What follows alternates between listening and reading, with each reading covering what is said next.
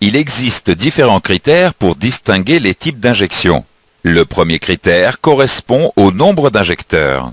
Un système d'injection monopoint comporte un seul injecteur. Cet injecteur est situé en amont du papillon des gaz. Un système d'injection multipoint comporte un injecteur par cylindre.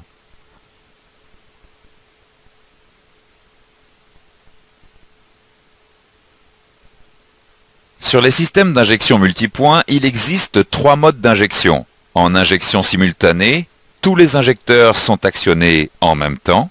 En injection semi-séquentielle, les injecteurs sont actionnés 2 par 2. En injection séquentielle, chaque injecteur est actionné indépendamment.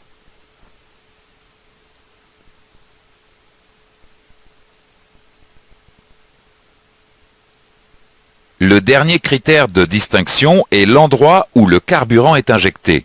Sur un système d'injection indirecte, l'essence est injectée avant la soupape d'admission. Sur un système d'injection directe, l'essence est injectée directement dans la chambre de combustion.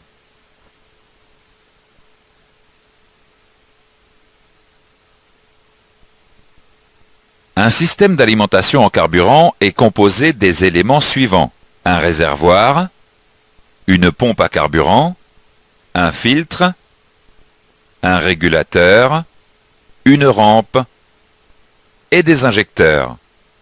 Vous pouvez déplacer le curseur de la souris sur les éléments pour les identifier.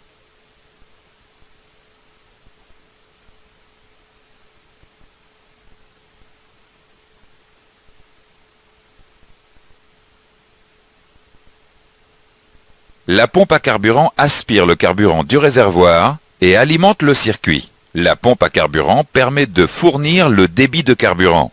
Le filtre à carburant élimine les impuretés qui pourraient endommager les pièces sensibles du circuit. Le régulateur maintient une pression de carburant adéquate dans le circuit d'alimentation. Cette pression de carburant est aussi appelée pression d'injection.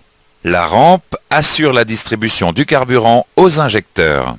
Les injecteurs pulvérisent le carburant dans le circuit d'admission d'air. Il existe différents types d'injecteurs, néanmoins, leur principe de fonctionnement reste identique.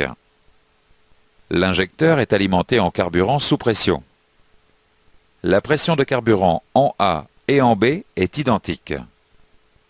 Le ressort maintient l'injecteur fermé. Cliquez sur l'interrupteur pour alimenter l'injecteur électriquement. L'électroaimant est alimenté. L'électroaimant ouvre une valve de décharge qui libère le passage du carburant vers le circuit de retour. La pression de carburant en A chute.